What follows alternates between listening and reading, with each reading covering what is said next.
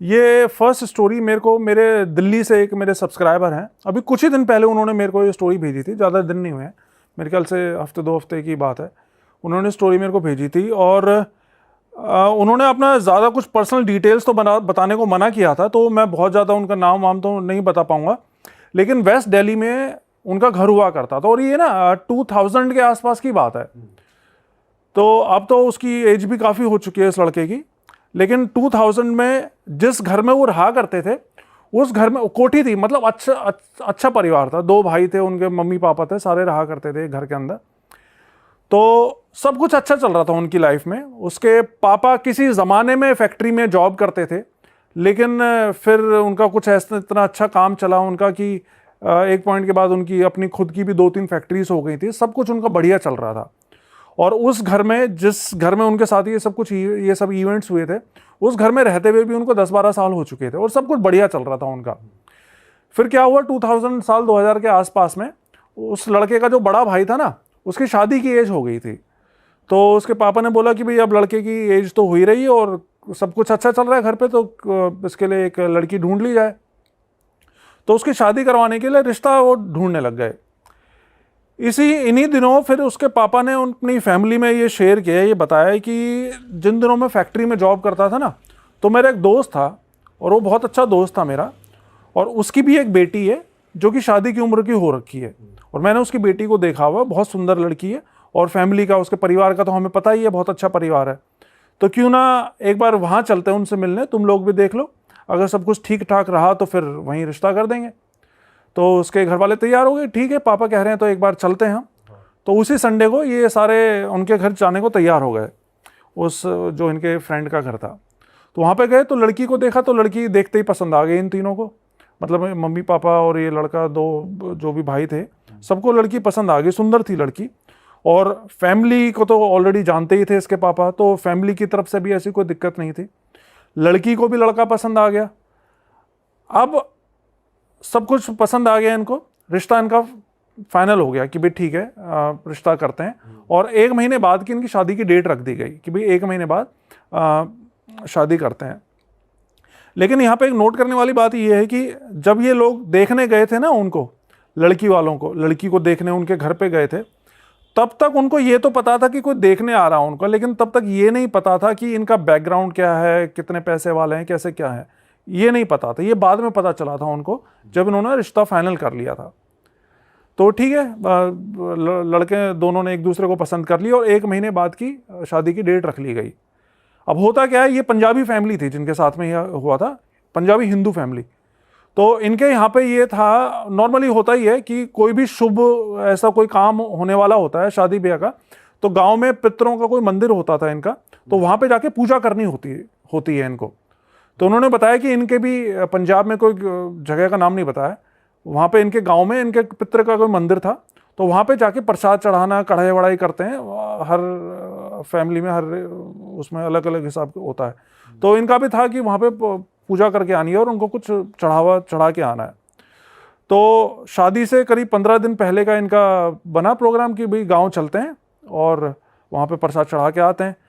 तो ये तीनों ही जाने वाले थे, ये इसकी मम्मी, इसके पापा और वो लड़का जिसकी शादी होने वाले थे। लेकिन बाई चांस की बात है कि जिस दिन इनको जाना था उसे 1 दिन पहले ही इनकी खुद की फैक्ट्री, तो उसमें कोई काफ़ी अच्छा खासा इनका ऑर्डर आ गया था, तो उसके पापा नहीं जा सके वहाँ पे पंजाब में इनके गाँव में। तो ये तीनों माँ बेटे चले गए अपना कार से वहाँ पे। तो उन्होंने जाके अपना पूजा वूजा की तैयारी करी, लेकिन अगले दिन जिस दिन पूजा होने वाली थी उस दिन सारी तैयार हो चुकी थी, तो इसके पापा भी काम वाम खत्म करके वहाँ पे पहुँच गए पूजा के टाइम पे।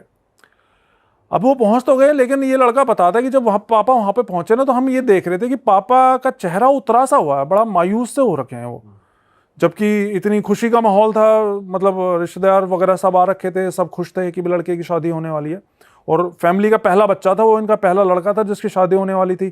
तो नेचुरल सी बात है, बड़ी धूमधाम से करते हैं ऐसे। तो इन्होंने फिर, लेकिन उस टाइम पे ज़्यादा कुछ नहीं पूछा, इन्होंने पूजा वूजा करी। पूजा होने के बाद में फिर उन्होंने पापा से पूछा कि क्या हुआ पापा, कोई परेशानी है क्या, कुछ बात हुई, आप ऐसे मतलब मायूस क्यों लग रहे हैं। तो उसके पापा ने बताया कि यार वो जो मेरा दोस्त है जिसकी बेटी से शादी होने वाली है, उसकी कल रात डेथ हो गई। अच्छा। तो ये सुन के सबको एकदम से शौक लगा कि अरे ये कैसे हो गया, मतलब इतने अच्छे मौके पे एकदम से इस तरह की न्यूज़ आने तो बहुत बड़ा अपशकुन माना जाता है, और गांव में तो बहुत मानते हैं इन सब चीज़ों को। तो रिश्तेदार वगैरह तो उन सब ने ये बात सुनी तो सब ने बोला कि नहीं नहीं, ये तो बहुत बड़ा अपशकुन हो गया है और अब उस घर में आपको रिश्ता नहीं करना चाहिए, मतलब उस लड़की से आपको रिश्ता तोड़ देना चाहिए। लेकिन कुछ लोग होते हैं जो कि थोड़ा सा उसूलों वाले होते हैं, आप बोल सकते हो। उसने बोला कि नहीं, वो तो मेरा दोस्त का परिवार है, उसके बच्चे हैं, उनके घर में तो ऑलरेडी इतना मुसीबतों का पहाड़ टूट चुका है, उसके पिता की डेथ हो गई, और ऐसे में अगर हम भी उससे रिश्ता तोड़ लेंगे तो ये तो अच्छी बात नहीं है। तो मतलब इन्होंने तो अच्छे के लिए सोचा था, तो इन्होंने रिश्ता नहीं तोड़ा। हालांकि इस बात पे इनके कई सारे रिश्तेदार थे जो कि नाराज भी हो गए थे कि तुम ऐसा अपशकुन होने के बाद भी उनसे रिश्ता नहीं तोड़ रहे हो, तुम्हें बिल्कुल नहीं करना चाहिए रिश्ता। लेकिन वो अड़े रहे कि नहीं, रिश्ता शादी होगी तो वहीं होगी, और वो माने नहीं।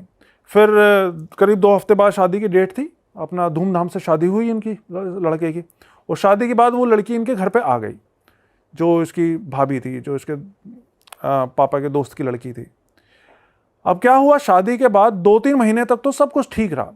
मतलब वो घर जिसमें ये पिछले 10-12 सालों से रह रहे थे, जिसमें खूब इनकी बरकत हुई थी, उस घर में खूब खुशी से रह रहे थे, कोई उसमें पैरानॉर्मल चीज़ें कुछ भी नहीं थी।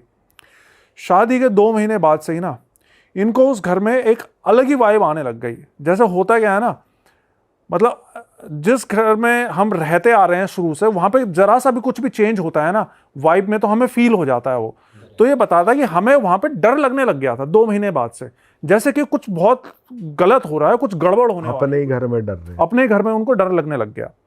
लेकिन ये समझ में नहीं आ रहा था कि ये सब हो क्यों रहा है, क्या ऐसा क्या हो रहा है, मतलब ऐसा अभी तो शादी हुई है, सब कुछ ठीक ठाक चल रहा है, ऐसा क्यों हो रहा है, ये समझ में नहीं आ रहा था। और जो लड़की के फादर की डेथ हुई वो नेचुरली हुई, वो भी पता लगेगा आगे। अच्छा, वो भी आगे पता लगेगा। तो अब इनको ये तो पता चल रहा था भी कुछ ना कुछ गड़बड़ चल रही है, नेगेटिविटी आ रही है घर में, लेकिन अभी तक भी इतना ज़्यादा ध्यान नहीं दे रहा था कि क्यों हो रहा है, कौन क्या कर रहा है, ये सब चीज़ें अभी क्लियर नहीं हुई थी। लेकिन फिर क्या हुआ, एक दिन सुबह सुबह इसके पापा, सबसे जल्दी इसके पापा ही उठते थे, सुबह मॉर्निंग वॉक वगैरह के लिए जाते होंगे। तो सुबह सुबह इसके पापा उठे तो बाहर गेट खोला ना उन्होंने कोठी का, गेट से निकले तो देखा कि इनके जस्ट गेट के सामने एक बकरे का कटा हुआ सर रखा हुआ है। हाँ, और उसके साथ में एक धागा रखा हुआ है, काले रंग का धागा लंबा सा। अब इसके पापा ने एकदम से ये देखा कि अरे ये कहाँ से ऐसी चीज़ आ गई, तो कोई भी नेचुरली से सकपका जाएगा एक बार के लिए। तो उसने भी जल्दी से घर के सब लोगों को उठाया, इन्होंने देखा कि ये उन्होंने देखा यार ये क्या क्या चीज़, मतलब ये हरकत किसने कर दी है। तो इन्होंने सोचा कि हो सकता है किसी शायद आस पड़ोस के किसी ने शरारत करी हो हमें परेशान करने के लिए। तो इसके पापा ने एक पन्नी ली, उसके अंदर वो सारी चीज़ें डाली, और थोड़ा सा दूर जहाँ पे कूड़े का ढेर होता होगा, मतलब आसपास का कूड़ा जहाँ इकट्ठा होता था, वहाँ जाके उसको फेंक दिया। उसके बाद घर आ गए। उसके बाद वो दिन तो इनका नॉर्मल गुजर गया। लेकिन फिर क्या हुआ, उसी रात से ही ये जब भी सोते हैं ना तो इनको किसी औरत के रोने की आवाज़ आती है अपने घर के अंदर से। मतलब ये पता होता था कि घर के अंदर से, काफ़ी बड़ा घर था इनका, कोठी थी अच्छी खासी, तो ये पता था कि घर के अंदर से रोने की आवाज़ आ रही है, लेकिन कौन से कमरे से आ रही है, कहाँ से आ रही है, ये पता नहीं चलता था। और सभी को एक साथ आती थी या एक एक करके आई सब? नहीं, अब ऐसा ये तो नहीं बताया उसने कि भाई एक एक करके आई, लेकिन रात में आवाज़ सबको सुनती थी, आवाज़ सुनती सबको थी। इनको पता चलता था कि इनके घर में कोई औरत रो रही है। और ये जो हस्बैंड वाइफ जो नई वो आई थी, उसका बिहेवियर नॉर्मल था बिल्कुल? अभी तक बिल्कुल नॉर्मल था, मतलब अच्छी फैमिली टाइप में रह रहे थे वो, पति पत्नी का आपस में सही था, बिल्कुल सही था, उनमें कोई प्रॉब्लम नहीं आई थी। तो रात में ये सब चीज़ें होने लग गई। तो 3-4 दिन तक तो इन्होंने इग्नोर किया कि भाई शायद हो सकता है बाहर से आ रही है आवाज़ें। लेकिन जब 3-4 दिन तक हर रात में इनके घर में रोने की आवाज़ें आती रही, तो इसके पापा का एक कोई फ्रेंड हुआ करता जो कि अच्छा खासा तांत्रिक, बताते हैं काफ़ी अच्छा तांत्रिक था, वो बड़ा तांत्रिक था। तो फिर एक दिन इसके पापा ने उस फ्रेंड को बताया कि भाई हमारे घर में पिछले कुछ दिनों से ऐसा ऐसा हो रहा है, और जिस दिन हमारे घर के गेट के पे वो सर रखा मिला था, उस दिन के बाद से ये सब चीज़ें हो रही हैं। तो उसने बोला कि अच्छा चलो ऐसा करता है, मैं आता हूँ तुम्हारे घर पे और एक बार मैं देखता हूँ कि भाई क्या परेशानी है तुम्हारे घर पे। उससे पहले इन्होंने अपनी वो नहीं देखी घर के बाहर की सराउंडिंग्स की, कहीं बाहर से आ रही हो या क्या आवाज़ है? हाँ, वो तो नॉर्मल चीज़, वो तो उन्होंने हर तरीके से पता लगाने की कोशिश की कि भाई घर के अंदर से आ रही है तो कहाँ से आ रही है, घर के बाहर से तो नहीं आ रही, लेकिन घर के बाहर से नहीं आती थी, वो घर के अंदर से ही आती थी। और घर के अंदर से भी ऐसा लगता था जैसे चारों तरफ से आ रही है, कोई एक पर्टिकुलर उसका ये नहीं था कि भाई इस कोने से कोई आ रही है या उस कोने से आ रही है, ऐसा नहीं था, पूरा घर से ही वो रोने की आवाज आती सुनाई देती थी। तो वो इसके पापा के दोस्त आए, वो तांत्रिक, जो कि काफी बड़े तांत्रिक थे, तो उन्होंने आके अपनी क्रिया वगैरह करी। तो उन्होंने फिर इनको बताया कि तुम्हारे घर पे ना एक पिशाच को छोड़ा गया है, और इस पिशाच को सिर्फ तुम्हारी, मतलब ये जो लड़का था, इसकी मम्मी को मारने के लिए छोड़ा गया है। तो इसके पापा ने पूछा कि भाई मतलब मेरी वाइफ को मारने के लिए छोड़ा गया है, लेकिन ऐसा क्यों? हमने तो कभी किसी का कोई बुरा नहीं किया, और ना मेरी किसी से कोई दुश्मनी है, हमारा तो किसी से कोई लेना देना ही नहीं है, और रिश्तेदारी में भी हमारे सब अच्छे लोग हैं, तो हमारे साथ कोई ऐसा क्यों करेगा? तो उसने बोला कि इसका तो मैं अभी जवाब नहीं दे सकता हूँ, अभी पहले मेरे को एक क्रिया करके इसको वापस भेजने दो पिशाच को, इसके बाद मैं 2-4 दिन बाद तुम्हें बताऊंगा कि किसका क्या धरा है। तो बोला ठीक है। फिर उसने अपनी क्रिया वगैरह करी, जो भी चीज़ें थी, और उस पिशाच को वापस भेज दिया। और पिशाच को भेजने के लिए कई तरह की चीज़ें भी उन्होंने मांगी थी, मिठाइयाँ, कई तरह की मिठाइयाँ, जो भी नॉर्मल तांत्रिक क्रियाएं होती हैं, उस तरीके से करके उन्होंने पिशाच को वापस भेज दिया। अब क्या हुआ, ये 3-4 दिन बीत गए, इसके बाद से वो रात में जो रोने की आवाज़ आती थी ना, वो आनी बंद हो गई। अब फिर से पहले जैसा सब कुछ नॉर्मल हो गया। लेकिन फिर 3-4 दिन बाद क्या हुआ, फिर से एक सुबह इसके पापा सो के उठे ना, तो इनका जो दरवाजा था, जो मेन गेट, वो खोल के जैसे बाहर निकले तो देखा कि सामने फर्श के ऊपर एक हरे रंग का बड़ा सा कपड़ा रखा हुआ है, और उसके ऊपर मांस के लोथड़े से पड़े हुए हैं, और खून के छींटे पड़े हुए हैं वहां पे। तो वो देखते ही ये फिर से समझ गए कि भाई ये तो फिर से किसी ने कोई गड़बड़ कर दी है। लेकिन पिछली बार जो ये तांत्रिक दोस्त आए थे ना इनके, उन्होंने इनको ये बोला था कि भाई तुम्हारे घर पे अगर इस तरह की कोई भी चीज दोबारा से हो ना, तो इन चीजों को छूना मत तुम, ये छूना ठीक नहीं रहता।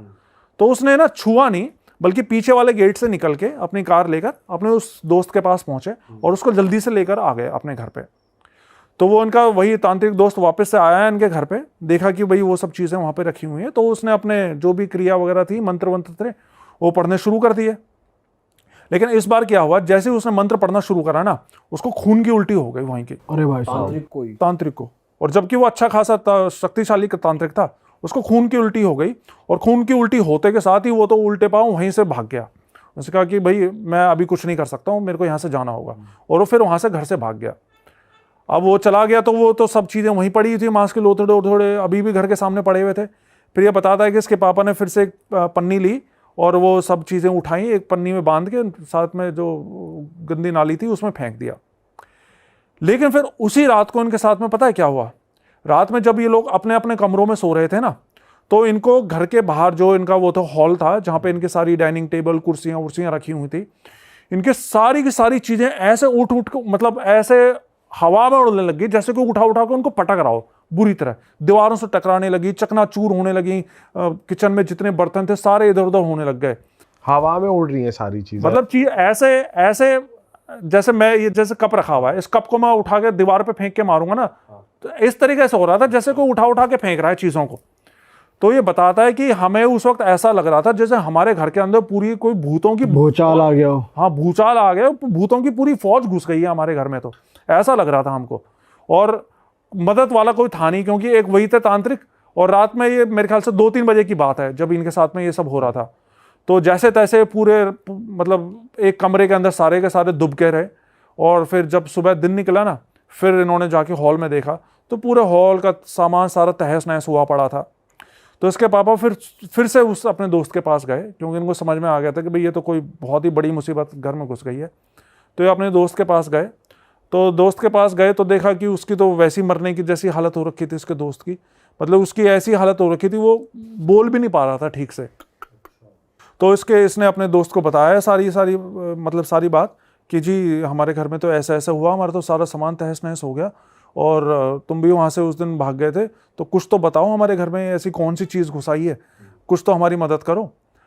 तो उसने तांत्रिक ने बताया कि तुम्हारे घर में कोई भूत वूत नहीं आया है, तुम्हारे घर में एक सुलेमानी जिन को छोड़ा गया है। एक जिन है, सुलेमानी जिन, हाँ, जिन्नात की भी अलग अलग कैटेगरीज होती हैं, उसमें एक सुलेमानी जिन बताया जाता है। जब मैंने ये स्टोरी सुनी थी ना, तब मेरे को एक अलिफ लैला, आपको याद आता हो शायद, याद होगा, तो आया करता था अलिफ लैला, उसमें हुआ करता था एक कैरेक्टर सुलेमानी जिन। वो सुलेमानी जिन बताते हैं ऐसा कि ये जिन्नों का सरदार होता है और उसमें बहुत बहुत ताकतवर होता है ये, मतलब बहुत शक्ति होती है, इसको हराना बहुत मुश्किल होता है, इसको काबू में करना। तो उसने बताया कि ये सुलेमानी जिन है और इसको कोई काबू में नहीं कर सकता और ये तुम लोगों की मौत बन के आया है, इसको सिर्फ तुम लोगों को मारने के लिए भेजा गया है यहाँ पे और इससे अब तुम लोग बच नहीं सकते। तो उसके पापा ने उसको बोला कि भाई मेरे तो बच्चे हैं साथ में, मेरी तो फैमिली है, अगर तुम ही कुछ ऐसे बोलोगे तो फिर मैं कहाँ जाऊँगा। तो उसने बताया कि भाई देखो मैं तो कुछ नहीं कर सकता हूँ, लेकिन चूंकि तुम्हारी पूरी फैमिली की ज़िंदगी का सवाल है तो मैं तुमको एक रास्ता बता सकता हूँ। उसने बताया कि शिमला में एक जगह पड़ती है नालागढ़, और वहाँ पे एक बाबा है जिनको पीपल वाले बाबा करके बुलाया जाता है। तो उसने बोला कि वो एक अघोरी बाबा है, अगर तुम जा सकते हो तो जल्द से जल्द उन बाबा के पास जाओ, अगर तुम्हारी कोई जान कोई बचा सकता है ना तो सिर्फ वही बचा सकता है, नहीं तो तुम्हारा बचना बहुत मुश्किल है। और अगर आने वाली पूर्णिमा या अमावस्या पता नहीं क्या बताई थी, तब तक ये तुम सबको एक एक करके मार डालेगा, क्योंकि इसको ऐसा नहीं है कि तुम लोगों को परेशान करने के लिए या तुम्हारा बिजनेस चौपट करने के लिए भेजा गया है, इसको सिर्फ तुम लोगों को मारने के लिए ही भेजा गया है। वैसे अभी तक किसी फैमिली मेंबर को कुछ वैसे कुछ नहीं हुआ? नहीं, अब नहीं, अभी फिजिकल हार्म फैमिली में किसी को नहीं हुआ था, लेकिन वो पहले वाला जो पिशाच था उसके लिए उसने बताया था कि माँ को मारने के लिए भेजा है, लेकिन ऐसा अभी तक सेफ थे, मतलब मरे नहीं थे, कोई भी फैमिली में डेथ नहीं हुई थी। तो उसने कहा कि एड्रेस दिया उसका बाबा का, तो ये लोग उसी शाम को फिर वहाँ पे नालागढ़ जाने के लिए निकल गए। मतलब जो इनका बड़ा वाला लड़का था जिसकी शादी हुई थी कुछ दिन पहले, और उसके पापा, ये 2 लोग गए थे, बाकी इसकी मम्मी और छोटा वाला लड़का और इसकी भाभी, वो तीनों घर पे ही थे। तो रात में ही निकल गए, और अब दिल्ली से तो शिमला जाने में कई घंटे लग जाते हैं ना, तो रात में फिर एक जगह ये लोग थोड़ा सा रेस्ट करने के लिए, कुछ खाना वाना खाने के लिए एक ढाबे पे भी रुके थे। और ये बताते हैं कि इस ढाबे पे ये रुके, खाना वाना खाया, लेकिन उसके बाद जब इन्होंने गाड़ी स्टार्ट करी तो इनकी फिर गाड़ी भी स्टार्ट नहीं हो। मतलब इन्होंने, ऐसा नहीं था कि वो उस गाड़ी में कोई खराबी थी या कोई पुरानी गाड़ी थी, अच्छी भली गाड़ी थी, चलती कंडीशन में थी, बिल्कुल अच्छे से चला के लाए थे, लेकिन वहाँ पे इनकी गाड़ी स्टार्ट होने का नाम नहीं, मतलब 1 घंटा लग गया इनको, हर तरह की कोशिश कर ली लेकिन गाड़ी स्टार्ट नहीं हो रही इनकी। फिर इसके पापा ने किसी तरह अपने गाड़ी के अंदर हनुमान चालीसा वगैरह लगाई तो इनकी गाड़ी अपने आप स्टार्ट हो गई। और मतलब ये सुनने में थोड़ी सी फिल्मी बात लग सकती है कि हनुमान चालीसा लग, लेकिन ऐसा होता है, ऐसा बहुत सी स्टोरीज में बहुत से व्यूअर्स ने मेरे को बताया कि ये चीज़ें, जैसे इस तरह के कोई भी भूतिया रास्ते होते हैं ना, कोई भी पैरानॉर्मल एंटिटीज होती हैं, तो वो इस तरीके से करती हैं, वो आपकी गाड़ी बंद कर देंगी, बाइक बंद कर देंगी, लेकिन फिर आप कुछ अपने किसी देवी देवता को याद करोगे तो एकदम से छोड़ देती हैं वो चीज़ को, वो स्टार्ट हो जाती है। तो जैसे तैसे फिर इनकी गाड़ी स्टार्ट हुई, फिर ये ऊपर, मतलब वो ऊपर की तरफ पड़ता है बताते हैं एरिया, तो ऊपर की पहाड़ों की तरफ जाए, एक तो वैसे मतलब 2000 में तो वहाँ पे इतना अच्छा भाई रोड्स वगैरह नहीं बनी होंगी। तो जैसे तैसे ये पहुँचे ऊपर, तो ऊपर पहुंचने के बाद में मतलब सुबह के 4-5 बज गए थे, दिन निकलने वाला था। फिर एक कोई दुकान वाला था, कोई शायद चाय के खोखे वाला था, उससे उन्होंने पूछा कि भाई हमको जो है पीपल वाला बाबा के पास जाना है। तो उसने बोला कि भाई थोड़ा सा आगे जाके ना, वहाँ पे आपकी गाड़ी का रास्ता तो नहीं होगा, आपको गाड़ी खड़ी करनी होगी, वहाँ से आपको पैदल आगे जाना होगा। तो उसने बोला ठीक है। तो आगे गए तो वहाँ पे सही में फिर एक जगह जाके रास्ता रुक गया था, वहाँ से जंगल स्टार्ट हो गया था। तो वहाँ पे इन्होंने गाड़ी अपनी मतलब पार्क कर दी और वहाँ से दोनों पैदल पैदल अंदर की तरफ जाने लग गए, जंगल से अंदर। वहाँ पे ये बताते हैं जाते हुए कि उस जगह पे ना इनको जंगल के बहुत से जंगली जानवर भी दिखाई दिए, खतरनाक जंगली जानवर, लेकिन किसी भी जंगली जानवर ने इनका कोई नुकसान नहीं पहुँचाया। तो फिर कुछ दूर चलने के बाद में इनको एक खुला सा एरिया दिखाई दिया और वहाँ पे एक त्रिशूल गड़ा हुआ था। तो जब इन्होंने त्रिशूल गड़ा हुआ देखा तो इनको थोड़ा सा जान में जाना है कि हाँ चलो हम सही रास्ते पे आए, हो सकता है यहाँ पे बाबा मिल जाए। तो थोड़ा सा और आगे जाने पे इनको एक छोटा सा मंदिर टाइप कोई बना हुआ था, उसके सामने एक बाबा इनकी तरफ पीठ करके बैठे हुए थे और अपना जैसे ध्यान वो होता है ना, ध्यान मुद्रा होती है, उसमें बैठे हुए थे।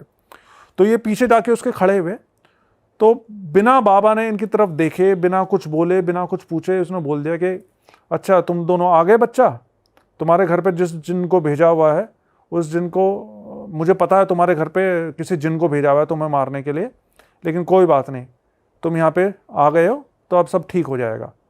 तो ये लड़का ये बताते हैं कि भाई जब इन्होंने बाबा के मुंह से ये बात सुनी ना कि भाई तुम्हारे घर पे जिन को भेजा गया हो और तुम ये सब चीज़ें दिल्ली से आए हो इतनी दूर से, तो इनको इतनी हैरानी हुई, क्योंकि इन्होंने तो बाबा ने बात करना तो दूर, बाबा ने पीछे पलट के इनका चेहरा तक नहीं देखा था, लेकिन फिर भी बिना देखे बाबा ने इनको खुद से ही बता दिया उन्होंने। खुद से बता दिया।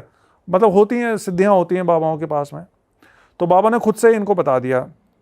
फिर बाबा उठे, फिर बाबा ने इनसे बात की। बाबा ने बताया कि तुम लोग बहुत दूर से आए हो, थक भी गए होगे, तुम एक काम करो, तुम लोग 2-3 घंटे आराम कर लो, सो लो।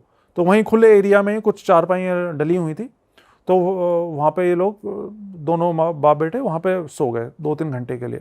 बाबा ने बोला था तुम सो आराम कर लो, तब तक मैं कुछ तैयारियाँ कर लेता हूँ। तो वहीं पर ही पास में कुछ हवन कुंड वगैरह बना था, तो बाबा वहाँ पे हवन कुंड में तैयारी करने लग गए। फिर करीब 3 घंटे बाद इनकी आँख खुली, तो इन्होंने देखा कि बाबा उस हवन कुंड के आगे बैठ के ना कोई किसी तरह की कोई क्रिया कर रहे हैं, और क्रिया करते हुए ऊपर आसमान की तरफ देखते हुए बातें कर रहे हैं उससे। मतलब बातें जैसे हम नॉर्मली अभी बातें कर रहे हैं ना, इस तरीके से बातें कर रहे हैं। लेकिन वो जिस लैंग्वेज में बात कर रहे थे ना, वो लैंग्वेज कोई ऐसी थी जो कि समझ में नहीं आ रही थी। वो कह रहे थे हमें नहीं पता चल रहा था बाबा क्या बोल रहे हैं, किस लैंग्वेज में बात कर रहे हैं, लेकिन वो किसी से बात कर रहे थे आसमान में देखते हुए। फिर बाबा ने उसको बताया, इनको बताया, अपने पास बिठाया, इनको बताया कि मुझे पता है तुम्हारे घर में किसी बहुत ही शक्तिशाली जिन को भेजा गया है, और मैं चाहूँ तो उसको अभी के अभी बांध के यहाँ पे बुला सकता हूँ, उसको यहाँ पे पेड़ पे बांध सकता हूँ अभी के अभी। लेकिन उसको पकड़ने से, उस जिन को पकड़ने से तुम्हारी समस्या का समाधान नहीं होगा, क्योंकि इससे पहले तुम्हारे घर में पिशाच को भेजा गया था, अब जिन को भेजा गया है। अगर इस जिन को मैं पकड़ भी लूँगा तो हो सकता है 10 दिन बाद कोई नई चीज़ भेज दी जाए। तो ये तुम्हारी समस्या का इलाज नहीं है, तुम्हारे घर का पक्का इलाज करने के लिए मुझे तुम्हारे घर पर ही जाना होगा। तो उसके लिए तुम एक काम करो, तुमको मैं कुछ चीज़ देता हूँ, ये चीज़ें अभी फ़िलहाल अपने साथ लेकर जाओ, और मैं तुमको तुम्हारे घर पर ही मिलूँगा। तो उन्होंने बोला ठीक है बाबा, आप बताइए क्या क्या करना है हमें। तो बाबा ने इनको धागे दिए, काले धागे, 2 काले धागे दिए। बोला कि अभी जाते हुए ना दोनों एक एक अपनी जेब में रख लेना, और कुछ थोड़ी सी राख दी उसको, जिसको भभूत बोलते हैं हवन की, कि ये साथ में अपनी गाड़ी में रख लेना, इससे तुम्हारी गाड़ी बंद नहीं होगी रास्ते में। तो उन्होंने बोला ठीक है। लेकिन जाते हुए उसके पापा ने फिर से पूछा बाबा से कि बाबा हमारी तो किसी से कोई दुश्मनी नहीं है, ना हमने किसी का कुछ बुरा किया, किसी का कुछ बिगाड़ा, तो हमारी जान के पीछे कोई क्यों पड़ा हुआ है। तो बाबा ने बोला कोई बात नहीं, फिक्र मत करो बच्चा, तुम्हारे सारे सवालों के जवाब मिल जाएंगे, मैं तुम्हारे घर पे आऊँगा, उसके बाद तुम्हें सब सवालों के जवाब मिल जाएंगे। तो इसके बाद सुबह सुबह का ही टाइम था, वो ज़्यादा देर नहीं हो रखी थी। तो वहाँ से निकले घर के लिए, और शाम के टाइम पे जब ये पहुँचे घर पे, तब तक अंधेरा होने वाला था। तो जब ये पहुँचे ना घर पे अपने, तो देखा कि जो इनके घर के सामने एक पार्क था, तो वो बाबा ऑलरेडी उस पार्क में बैठे हुए हैं। अच्छा, इनके पहुंचने से हाँ, पहले। इनके पहुंचने से पहले। तो ये देख के इनको और हैरानी हुई कि अरे ये बाबा, मतलब बाबा ने इनका एड्रेस नहीं पूछा था, बाबा ने सिर्फ ये बोला था तुम पहुंचो घर, मैं तुम्हारे घर पर ही मिलूंगा। और बाबा इनके पहुंचने से पहले ही इनके घर पे पहुंच गए। तो वाकई में कोई बहुत ही सिद्ध बाबा रहे होंगे। तो फिर इन्होंने देखा कि बाबा तो वहीं पार्क में बैठे हुए हैं, तो उन्होंने बाबा को पूछा अरे बाबा आप यहाँ पे कैसे पहुँच गए। बाबा ने बोला कोई बात नहीं बेटा, मैं तुम्हारे लिए ही आया हूँ, चलो अब तुम लोग घर के अंदर जाओ, लेकिन अंदर जाने से पहले ये धागा और ये भभूत मेरे को वापस कर दो। तो बाबा ने इनसे ले ली वो चीज़, और बाबा ने बोला तुम अंदर चलो, मैं आता हूँ 5 मिनट बाद। फिर ये सारे दोनों अंदर गए। तो अंदर जाके ये बताता है कि सिर्फ पापा ने देखा कि भाई मेरा छोटा बेटा और जो है बहू और वाइफ बिल्कुल ठीक हैं, क्योंकि डर तो रहता ही है कि भाई कहीं हमारे पीछे से उनके साथ में कुछ ऐसा ना हो गया। तो उसने देखा कि भाई तीनों बिल्कुल ठीक हैं, सही सलामत है, तो थोड़ा सा उनको और जान आई उनकी। फिर 5-10 मिनट बाद वो बाबा आए इनके घर पे। बाबा ने उनसे बोला कि एक काम करो, सबके सब मेरे सामने आके खड़े हो, तुम्हारे जितने भी परिवार के लोग हैं। तो सबके सब इनके सामने आके खड़े हो गए। फिर बाबा ने इनकी बहू से पूछा कि वो सामान कहाँ है जो तेरी माँ ने तेरे को दिया था। अच्छा, हाँ ऐसे ही डायरेक्ट कि वो सामान लेकर आ जो तेरी माँ ने तेरे को दिया है। तो उसने इसकी बहू एकदम से सकपक आ गई कि नहीं मेरी माँ ने कौन सा सामान दिया है, मेरी माँ ने तो कोई सामान नहीं दिया, मेरी माँ से तो मुझे मिले ही इतने दिन हो गए। तो बाबा ने बोला अच्छा ऐसी बात है, ठीक है, तो जो भी ये चीज़ कर रहा है ना इस घर के ऊपर, वो अभी 5 मिनट के अंदर यहाँ पे या तो पागल हो जाएगा या मर जाएगा। बाबा ने ये गुस्से से बोला उसको।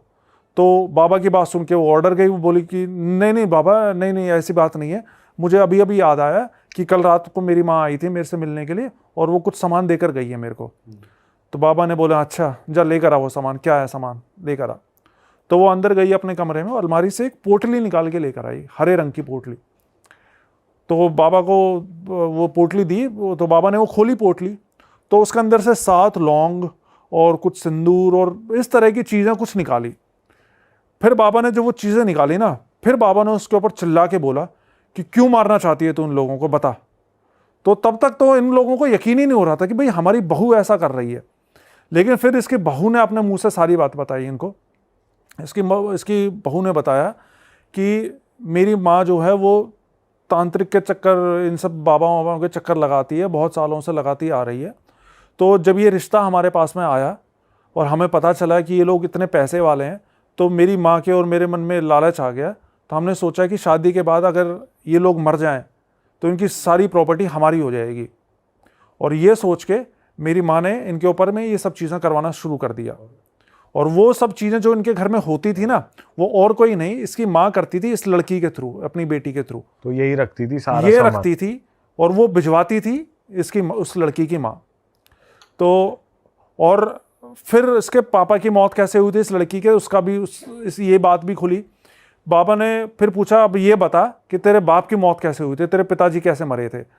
तो इस लड़की ने बताया कि जब मेरे पिताजी को ये बात पता चली ना कि हम ऐसा ऐसा करना जा रहे हैं, मेरी माँ ऐसा ऐसा करना चाहती है कि भाई शादी के बाद 2-4 महीने में इनको ख़त्म करके इनकी सारी प्रॉपर्टी हथिया लेना, तो मेरे पापा ने इस चीज़ के लिए साफ मना कर दिया था कि नहीं, वो मेरा दोस्त है, मैं ऐसा नहीं होने दूंगा, मैं तुम्हारे बारे में उसको बता दूंगा, मैं रिश्ता ही तोड़ दूंगा। तो उस अपने पिता को रास्ते से हटाने के लिए मैंने और मेरी माँ ने मिलकर हमारे पिता की हत्या कर दी, पिता का ही खून कर दिया। तो अपने बाप को भी इस लड़की ने अपनी माँ के साथ मिलकर मारा था। फिर इसके जो बाबा थे, अब सारी तो इनकी पोल पट्टी खुली चुकी थी। लड़की दौरान जो जैसे जिन वगैरह थे उन्होंने कुछ करा नहीं अब तक, जैसे वो जो जिन छोड़ा गया था। हाँ, हाँ, वो जिन छोड़ा गया था इनके ऊपर। हाँ, तो घर में कोई हरकत नहीं हुई? इतने बाबा थे वहाँ? एक अभी वो कॉल करेगा, जस्ट मैं जो बताने जा रहा था, वो अभी बाबा उसको बुलाएगा जिन को। अच्छा। हाँ, मतलब ऐसा है ना, कुछ चीज़ों कुछ केसेस में अपने आप चीज़ें सामने आ जाती हैं, कुछ केसेस में उनको सम्मन करना पड़ता है। तो फिर बाबा ने इसको, जब ये सारी चीज़ें खुल गई इसके सामने, फिर बाबा ने इनको बोला कि अब तुम्हें पता चल गया है ना कि कि मैं यहाँ पे क्यों आया हूँ। मैं चाहता तो वहीं पर ही उस जिन को बुला देता, लेकिन उससे तुम्हारा घर का समाधान नहीं होता, क्योंकि कल को ये फिर और कोई हरकत करती। तो इस वजह से मुझे यहाँ पर आकर तुम्हारे बीच में इसके मुंह से ही ये उगलवाना था, क्योंकि अगर मैं भी ये चीज़ बात बोलता तो तुम लोगों को हो सकता है यकीन नहीं होता मेरी बात पे, क्योंकि ऐसी बात पे तो बड़ा मुश्किल हो जाता ना यकीन करना। तो फिर बाबा ने बोला कि अब तुम्हें सच्चाई पता लग गई है ना, तो अब मैं इस जिन का इलाज करता हूँ। फिर बाबा ने अपने जो भी क्रिया वगैरह थी, मतलब उन्होंने एक झोला ले रखा था, उसमें से कुछ राख वाख निकाली, उन्होंने मंत्र वंत्र पढ़ के पूरे घर में इधर उधर फूंका। तो जब वो फूंका ना, तो ये बताते हैं कि इनका एक कमरा था, कोई पर्टिकुलर कमरा नहीं था, एक कमरा था, उस कमरे से लंबा सा काला साया निकल, धुएं जैसा। वो सबको दिख रहा है, सबने देखा? हाँ, सब घर के वही हैं, हॉल के अंदर ही। और सामने आके खड़ा हुआ उस बाबा के, और जोर जोर से हंसने लग गया वो साया कि अघोरी तुझे क्या लगता है, तू मुझे हरा देगा? मैं सुलेमानी जिन हूँ, सुलेमान नाम है मेरा, और ये सब कुछ छोड़ छाड़ के यहाँ से चला जा, नहीं तो हो सकता है इस फैमिली से पहले तेरी जान मुझे लेनी पड़ जाए। तो वो बाबा को ही धमकी दे रहा है उल्टा, मतलब डरने के बजाय। तो बाबा ने कई तरह की क्रियाएं वगैरह करी, लेकिन उसको ऐसा लग रहा है जैसे कोई असर ही नहीं हो रहा उस जिन को। वो खड़ा अपना हंस रहा है वहाँ पर जोर जोर से। फिर बाबा ने इनसे बोला कि तुम एक काम करो, तुम सारे घर से बाहर निकलो, मैं कुछ करता हूँ। फिर ये सारे घर से बाहर गए। फिर घर से बाहर जाते हुए भी इनको उसके जिन के हंसने की आवाज़ सुनाई दे रही थी, लेकिन फिर 10-15 मिनट बाद, मतलब जो भी आवाज़ें आ रही थी हंसने वसने की और ये सब चीज़ें, वो सब कुछ शांत हो गई। और फिर दरवाज़ा खुला और वो बाबा बाहर निकल के आए। तो ये बताते हैं जी कि जब हम बाहर खड़े हुए थे तो हमें यही लग रहा था कि कहीं बाबा के साथ ही कुछ गलत ना हो जाए कि इतना ताकतवर जिन है। लेकिन जब दरवाज़ा खोल के बाबा बाहर आए तो थोड़ा सा हमारी भी जान में जान आई कि चलो सब कुछ ठीक हो गया है। फिर बाबा ने इनको बताया कि मैंने उस जिन को पकड़ लिया है, लेकिन मैंने उसको मारा नहीं है, मैंने उसकी जान बख्श दी है इस शर्त के ऊपर कि जिसने उसको भेजा है वो उसी की जान लेगा। तो ये बात सुन के वो लड़की रोने लग गई कि इसको तो मेरी माँ ने भेजा है और ये मेरी माँ की जान ले लेगा। तो वो उसके पैरों में पड़ गई बाबा की, बाबा ऐसा मत करो, मेरी माँ की जान बख्श दो और हम आज के बाद ऐसा कभी भी कुछ नहीं करेंगे। तो बाबा ने बोला ठीक है, मैं तेरी माँ की जान बख्शता हूँ, लेकिन आज के बाद तू इस घर को छोड़ के चली जाए और आज के बाद इन लोगों की तरफ पलट के मत देखियो कभी भी। और अपनी माँ से बोल दियो कि इनका कभी बुरा करने की ना सोचें। तो उसने बोला ठीक है बाबा, अभी तो रात हो रही है, मैं जैसे ही सुबह दिन निकलेगा मैं दिन निकलते ही यहाँ से चली जाऊँगी इनके घर से। तो वैसा ही किया। फिर जब सुबह हुई तो ऑटो पकड़ के इनके घर से चले गए अपने मायके के। उसके बाद ना तो फिर अगले कई दिनों तक कोई कॉल आई, ना वो वापस आई इनके घर पे। लेकिन फिर बाबा जब सुबह जा रहे थे इनके घर से ना, तो बाबा ने बोला कि ठीक है मैं जा रहा हूँ तुम्हारे घर से, लेकिन जाते हुए मैं तुम्हारे घर को एक बार सुरक्षा कवच से वो कर देता हूँ, बांध देता हूँ, जिससे कि अगर दोबारा से कोई भी तांत्रिक प्रयोग या कोई चीज़ भेजी जाती है तुम्हारे घर पे, तो मेरे को वहाँ पे अपने धाम में बैठे बैठे पता चल जाएगा कि भाई तुम्हारे घर पे कुछ चीज़ आई है, और मैं वहीं उसको बांध के बुला लूँगा। तो इसके बाद ये चले गए, बाबा अपने वहाँ चले गए, और वो उनकी बहू भी अपने मायके चली गई। उसके बाद ना कोई कांटेक्ट हुआ, नहीं हुआ। लेकिन फिर क्या हुआ, करीब 1 महीने बाद इनको पता चला कि इसकी माँ की डेथ हो गई है, उसकी बहू की माँ की डेथ हो गई है। तो जब इनको ये पता चला कि बहू की माँ की डेथ हो गई है, तो ये दोबारा से उस बाबा के पास गए। कोई कांटेक्ट नंबर, फ़ोन नंबर वगैरह तो था नहीं जिससे बात कर सकते। तो दोबारा नाला कर गए और बाबा को बताया कि बाबा उसकी माँ की मौत हो गई है, और आपने तो बोला था कि भाई उसके आप जान बख्श दोगे। तो बाबा ने बताया कि मैं उसकी जान बख्शना चाहता था, लेकिन वो औरत अपनी हरकतों से बाज ही नहीं आ रही थी। उस दिन जब वो उसकी लड़की चली गई तुम्हारे घर से, उसके बाद उसी रात को उसने एक बानो नाम की चुड़ैल को तुम्हारे घर पे भेजा था। लेकिन चूंकि तुम्हारे घर पे सुरक्षा कवच लगा हुआ था, तो उसको वो अंदर घुस नहीं पाई, और उसको बांध के मैंने यहाँ पे बुला लिया।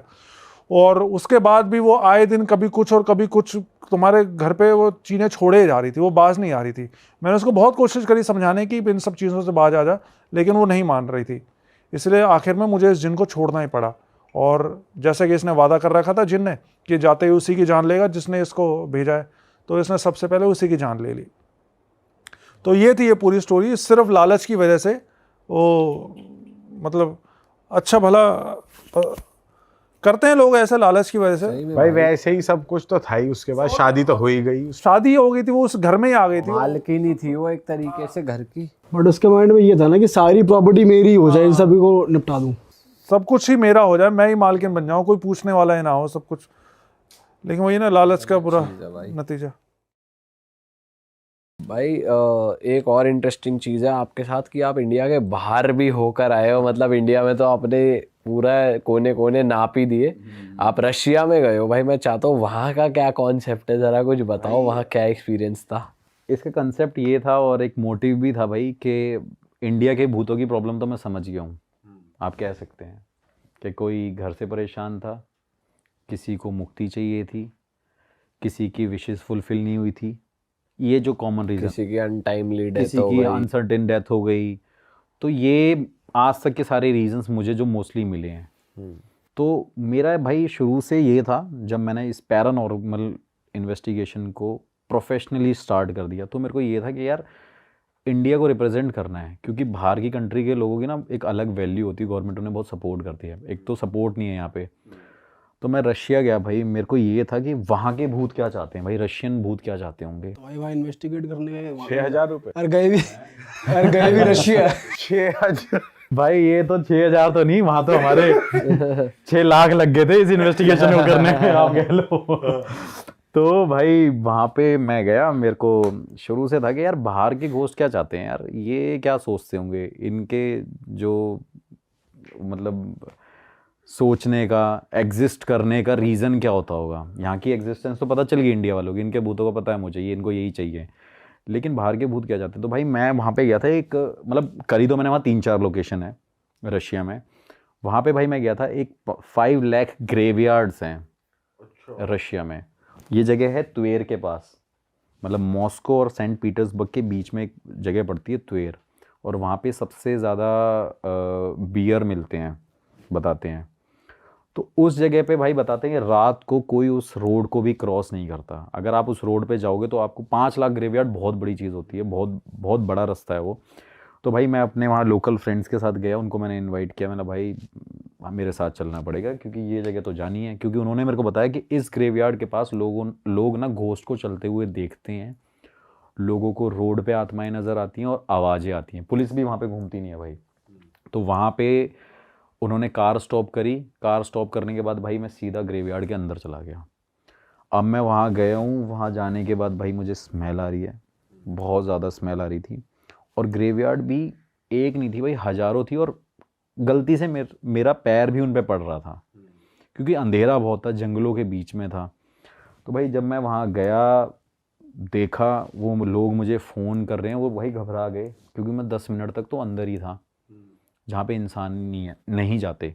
दिन में भले ही चले जाएं, लेकिन रात को कोई हिम्मत नहीं करता वहाँ पे, क्योंकि पुलिस ही नहीं जाती उस जगह पे।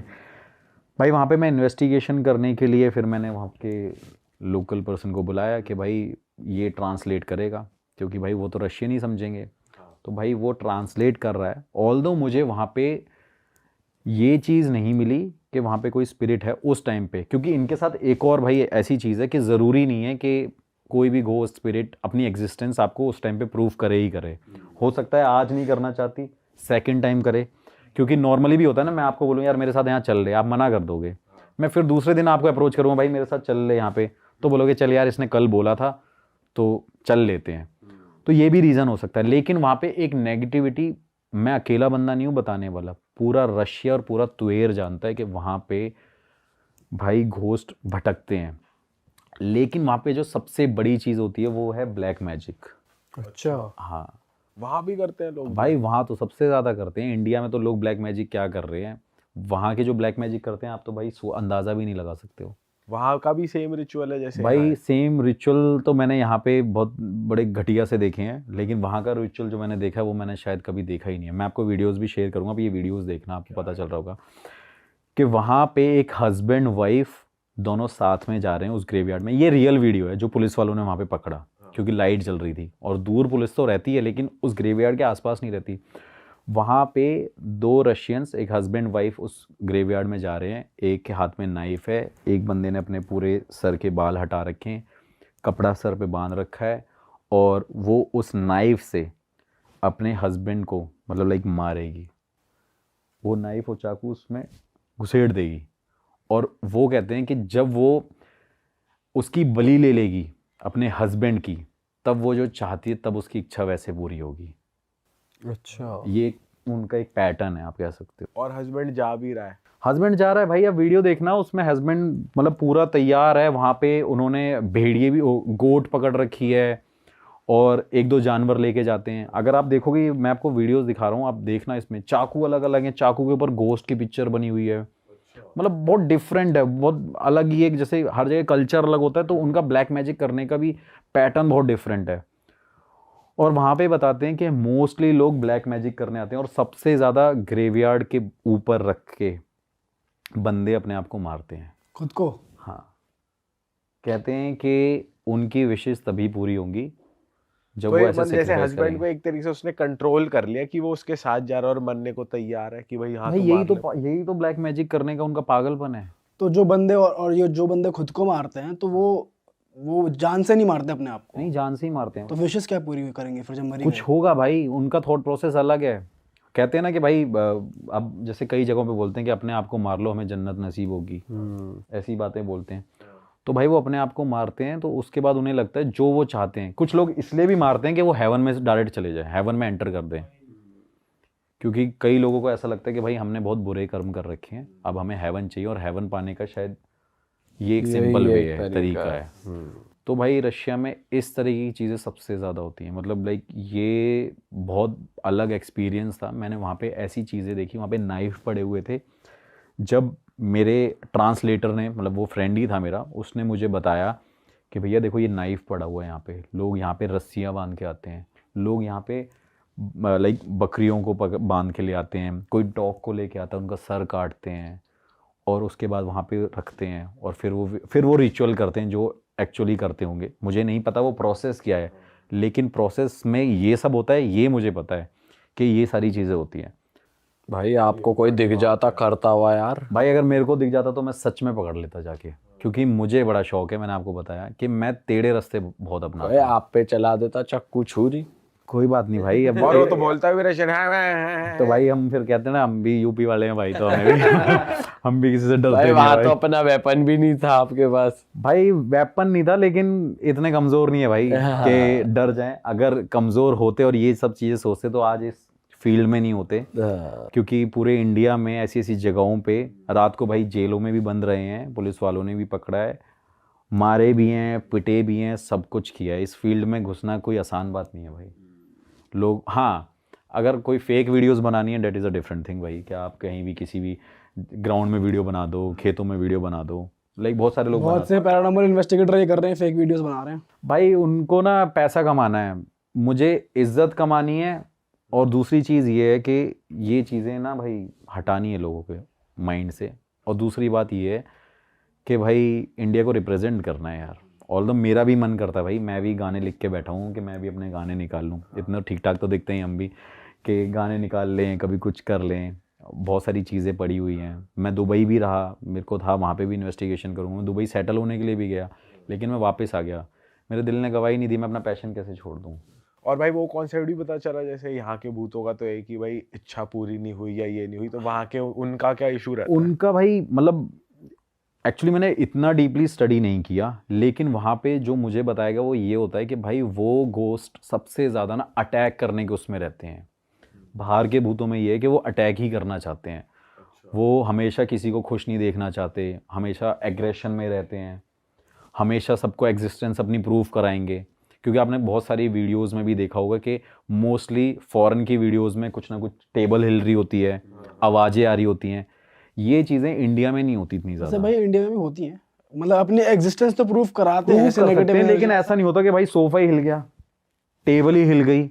आपने देखी होंगी फॉरेन की वीडियोस, उसमें टेबलें हिल जाती हैं। मैंने नहीं देखी थी भाई, एक व्हील चेयर थी, उस हाँ। पर कोई बैठा नहीं होता और एक बंदा वीडियो बना रहा है गेट पे से, हाँ, और वो थोड़ी देर में अपने आप उसकी तरफ से चल के आती है और वो फट के उसकी एकदम भाग के तो जाता है ये वो इंडिया दूसरी में तरफ। ऐसा नहीं है। लेकिन ऐसी वीडियोस मेरे पास एक भी है, मैंने पहले भी शेयर करी हुई हैं। अमेरिका में मेरी एक फ्रेंड रहती थी, वो उसको बड़ा शौक था भाई ये ऐसी ना चीज़ों को मतलब देखने का। उसके जितना भी मतलब लाइक बाहर, घर के बाहर का जो ग्राउंड था, पार्किंग यार्ड था, वहाँ पे वो ना ऐसी एक्टिविटी को बहुत फील करती थी। तो वो मुझे वहाँ से वीडियोस भेजती थी। उसमें भाई कोई वाइट शेडो दिख रही है इंसान की पूरी, कोई वाइट शेडो घूम रही है। और उसने मेरे से एक वीडियो शेयर करी है, शायद उस पर आप भी बिलीव ना करो, लेकिन भाई ये फैक्ट है और ये सच है कि वो लेडी का डॉग ना बाग कर रहा है, और जैसे ही वो विंडो के पास जो कर्टन्स को ऐसे मूव कर रही है, और वहीं पे वो जब अपने फ़ोन को ले जा रही है वीडियो रिकॉर्ड करते करते कि कुत्ता भौंक क्यों रहा है, तो सामने दिख रहा है भाई पूरी एलियन शेप में वहाँ पे कोई खड़ा हुआ है।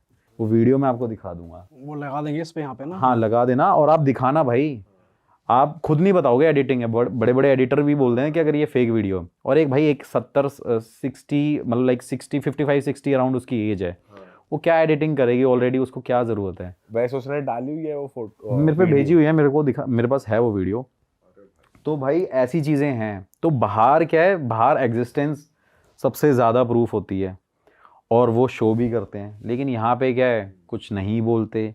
यहाँ पे हम इमोशनल बहुत है ना, यहाँ के यहाँ गोस्ट पे तो जबरदस्ती बुलवाना पड़ता है भाई, क्या चाहती है तू, इमोशनल क्यों बहुत है जा- ना, गोस्ट इमोशनल बहुत है भाई, बहुत इमोशनली। भाई जैसे लोग होके वो गुजरते हैं वैसे ही उनका नेचर होता है। बाहर के लोग थोड़े लोनली, थोड़े बोल्ड ज्यादा होते हैं, उन्हें किसी से मतलब नहीं होता। बाहर के लोग इतने इमोशनल होते हैं, वहाँ के, यहाँ के इमोशनल बहुत ज़्यादा है, वहाँ के नहीं है।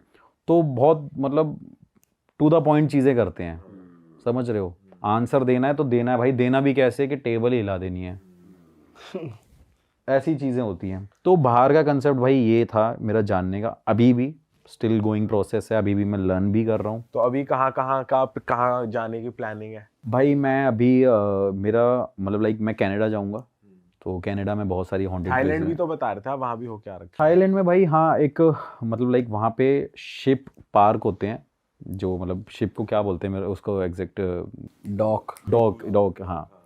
तो वहाँ पे मैंने देखा था कि बहुत सारे लोकल लोग थे, वो बताते थे कि यहाँ पे कपल्स उस समुंदर में कूद जाते थे, सुसाइड कर लेते थे। तो बताते हैं कि उस समुंदर के पास, उस डॉग के पास लोगों को कुछ ना कुछ दिखाई देता है और चिल्लाने की आवाज़ आती है, और लोग वहाँ पे भटकते तक नहीं हैं। लेकिन वहाँ पे मैंने ऐसे साइन मुझे मिले थे, उनके एग्जिस्टेंस के मिले थे, बट वहाँ पे हम इंग्लिश में ही क्वेश्चन कर रहे थे, क्योंकि इंग्लिश वहाँ पे थोड़ा सा मतलब बोल लेता है बंदा। लेकिन रशिया में प्रॉब्लम थी, लैंग्वेज बैरियर था। लेकिन थाईलैंड में मुझे आंसर मिले थे। अब मैं वही कह रहा हूँ, वो एक छोटी सी जगह थी। आप सोचो एक समुंदर है, साथ में वो एक डॉग सा बना हुआ है, साथ में शिप खड़े हुए हैं, लेकिन वहाँ रात में कोई जाने की हिम्मत नहीं करता। लोगों को मतलब लोगों को ये लगता है कि वहाँ पे सिर्फ आत्माएं भटक रही हैं और सबसे ज़्यादा सुसाइडल केस है वहाँ के। और हमेशा भाई जेन्युइन लोकेशन पे गया हूँ, कोई ऐसी जगह नहीं है, हमेशा बताता हूँ। बहुत सारे सेलिब्रिटीज़ भी मेरी वीडियोस देखते हैं, बहुत सारे क्रिकेटर भी मेरी वीडियोस देखते हैं, अप्रिशिएट करते हैं, तो मैं उन लोगों के लिए भी काम कर रहा हूँ भाई। ऐसा नहीं है कि मैं कोई चलता फिरता बंदा बोल रहा है कि अरे भैया वीडियो बना दो, नहीं। बहुत सारे क्रिकेटर हैं, बहुत सारे सेलिब्रिटीज़ हैं। एक साउथ के सेलिब्रिटी है, नाम नहीं बताऊंगा, उन्होंने भी मुझे हैदराबाद बुलाया हुआ था, उनके घर पे भी मैंने इन्वेस्टिगेशन करी है। 4 दिन मैं उनके यहाँ पे रुक के आया था। अच्छा। हाँ, और वहाँ पे मोस्टली सारे सेलिब्रिटीज़ का घर है। उन्होंने 4 दिन, उनके मैनेजर ने मुझे बुलाया था, उन्होंने मेरे को बहुत अच्छा पे भी किया था इस चीज़ का। ही वॉन्ट कि मैं उनके घर में 4-5 दिन रुक के दिखाऊं। तो भाई मैं और मेरा एक फ्रेंड वहाँ पे 5 दिन स्टे करके आया। ऑल्दो मैंने इन्वेस्टिगेशन भी करी, लेकिन वो घर वीडियोज़ नहीं खाली बनाई। था, सिर्फ आप दो पूरा लोग थे? खाली था, बहुत बड़ा मेंशन था वो। क्या दिक्कत थी वहाँ? भाई वहाँ पे उस सेलिब्रिटीज़ के रिलेटिव और उनकी जो वाइफ रुकती है, बताते हैं कि उनके रात को घर में आवाज़ें आती हैं और विंडोज़ खुली हुई दिखती हैं नेक्स्ट डे। और ये भी दिखता है कि जब जब वो रात को डिनर बना रहे होते हैं, एक ये चीज़ बहुत है, क्योंकि डिनर बनाते टाइम बता रहे थे कि मतलब उन्होंने मुझे बताया, मैंने देखा भी, वहाँ एक किचन है, किचन के सामने एक विंडो है, तो वो बताते हैं कि सामने हमें कोई ना कोई हमेशा खड़ा दिखता है। उनके किचन के बिल्कुल जस्ट जो सामने विंडो है, और वहाँ पे कोई ना कोई खड़ा दिखता है। तो भाई मैं 5 दिन वहाँ पे रुक के आया था। घर पूरा लैविश है, सब कुछ अरे भाई बढ़िया। लेविश, लग्जूरियस, कुछ भी कह लो, कोई ऐसी इंडियन चीज़ भी नहीं है उस घर में। और उन्होंने मुझे बुलाया, वो भी किसी अपने अमेरिकन फ्रेंड के थ्रू मुझे कांटेक्ट किया, फिर उनके मैनेजर ने मुझे कांटेक्ट किया, मैं 5 दिन वहाँ पे रुक के आया। और इससे ज़्यादा बड़ी बात नहीं बोलूँगा कि इंडिया में कोई ऐसा सिंगल पर्सन नहीं है जो सेलिब्रिटी को ना जानता हो, बच्चे से बच्चा और बुढ़े से बुढ़ा। पर वो आपने सॉल्व करा क्या सीन? हाँ भाई, वहाँ पे भाई मैं रुका, 5 दिन रुका वहाँ पे, अपने तरीके से जो खुद को चीज़ें आती हैं करनी वो करी, और देखा मुझे कुछ लगा नहीं। तो मुझे लगा कि शायद उनका एक धोखा भी हो सकता है, और जो था वो हटा भी दिया था। तो आपने वो कुछ ट्रीटमेंट था। किया, मतलब वहाँ पे हवन वगैरह मतलब कुछ? नेगेटिविटी तो ऑब्वियसली फील हो रही थी, लेकिन मुझे कुछ दिखा नहीं, क्योंकि मैं इतना स्पिरिचुअली स्ट्रांग हूँ, तो मुझे ज़रूरी नहीं है दिखे। हाँ।